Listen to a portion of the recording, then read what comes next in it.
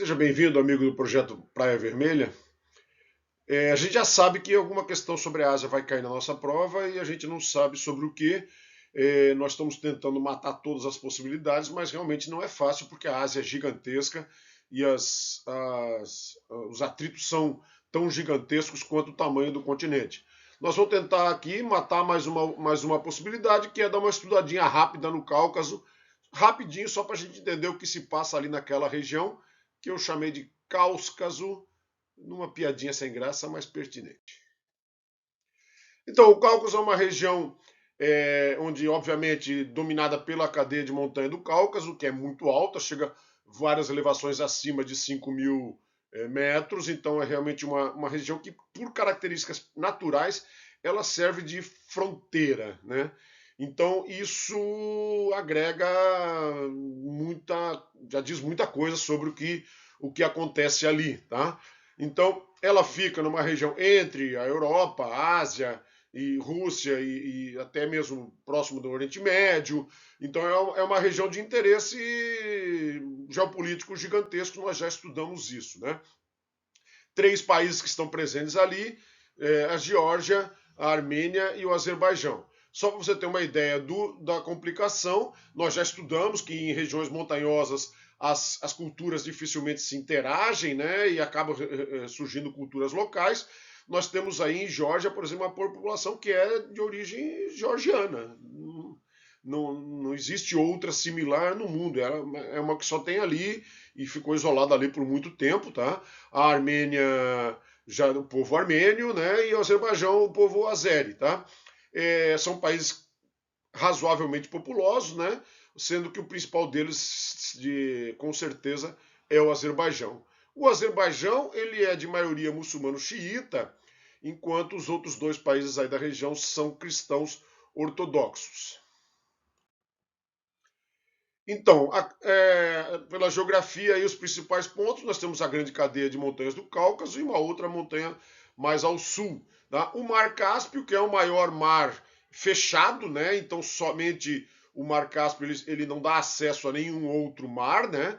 Enquanto o Mar Negro, sim, esse já tem algum acesso ao Mar Mediterrâneo e ao comércio mundial. Então o Mar Cáspio ele é isolado e ele é muito rico em petróleo e ele só pode ser explorado então por essas repúblicas que dominam o seu arredor, tá? Então, principalmente ali o Azerbaijão, né, conta com muito petróleo desse Mar Cáspio que torna a região como de interesse mundial e também torna a região como mais rica, né?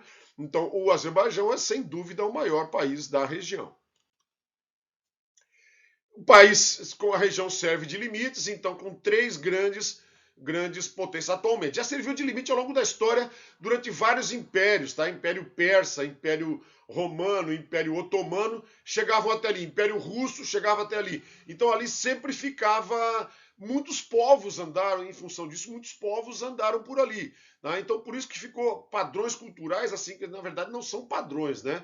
São várias etnias, várias línguas, tá? Que estão divididas entre esses três países, tá?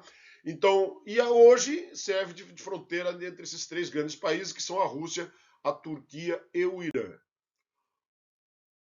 Problemas na região. Ali abaixo você pode ver aí a maioria azeri, a população azeri é a população do Azerbaijão. Nós temos uma maioria azeri dentro do Irã, o que já é motivo de atrito há muito tempo. Aparentemente está em paz atualmente, mas essa maioria azeri gostaria de pertencer ao Azerbaijão e não ao Irã. Percebam que os dois países têm uma maioria muçulmana xiita, mas ainda tem esse atrito por causa das origens dessa maioria. Ali ao norte nós vemos várias, eu sinalizei só algumas, mas são muitas outras, tá? Repúblicas russas, muitas delas almejam independência. É estranho esse negócio de uma república dentro da outra, mas é isso mesmo, tá? A Rússia se divide em estados e se divide em outras repúblicas que são subordinadas ao governo central. Mas as repúblicas têm uma autonomia muito maior do que os seus estados, tá? Então elas têm autonomia, mas, por exemplo, o governo central não pode retirar o presidente dessas repúblicas, mas elas continuam pertencendo à Rússia, tá? É uma autonomia relativa, né?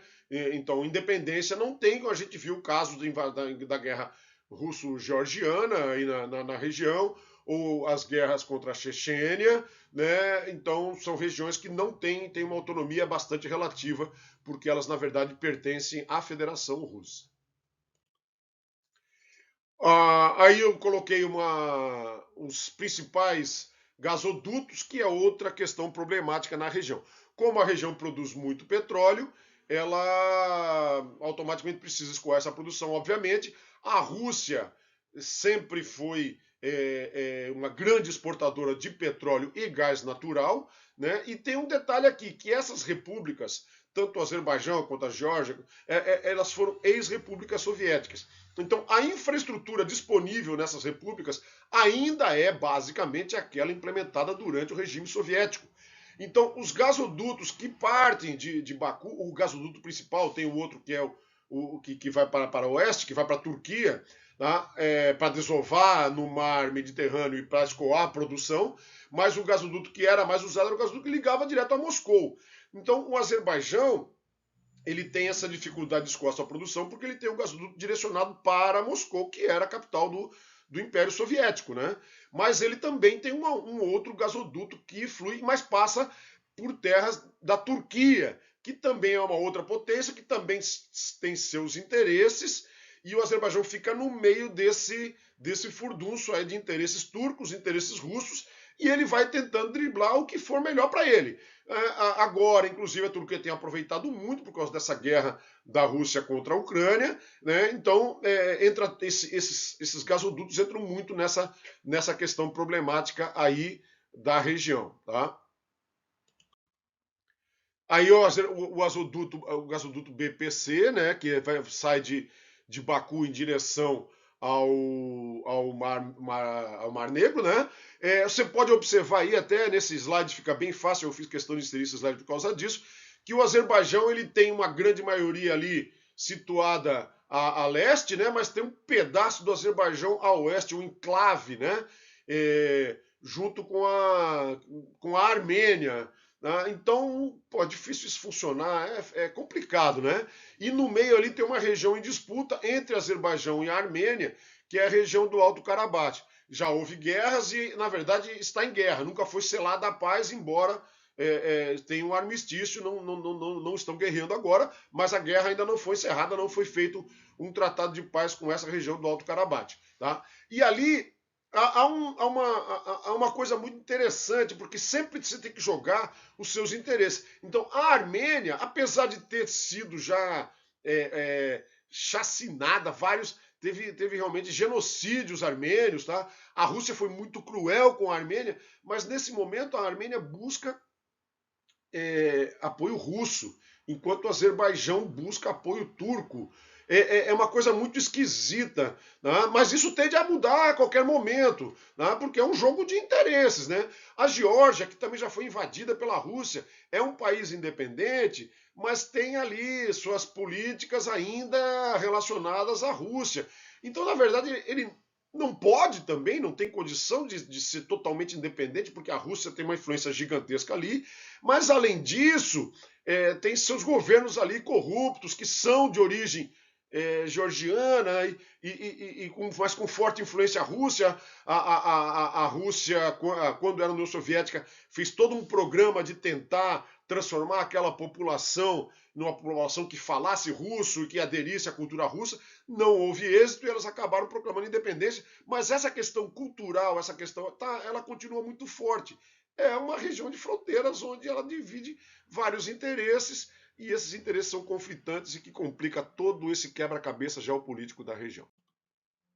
E para piorar, surgiu agora o projeto da nova Rota da Seda da China.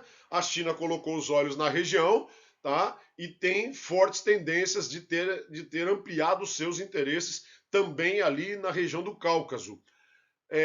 A se ver, então, mas faz parte desse quebra-cabeça. Então já está exprimido entre Turquia, Irã e Rússia. São países pequenos. Detalhe, o IDH desses países são altos, viu? São países que não são pobres, não. São países com IDH alto ou muito alto. Mas vivem nesses conflitos e nesse dilema e nesse problema, enfurnado naquelas montanhas que servem de separação natural, mas vivendo ali de uma maneira bastante complicada dentro desse quebra-cabeça geopolítico mundial. Ok, gente? Rapidamente, era só isso que eu tinha sobre o Cáucaso. Até a próxima e um forte abraço.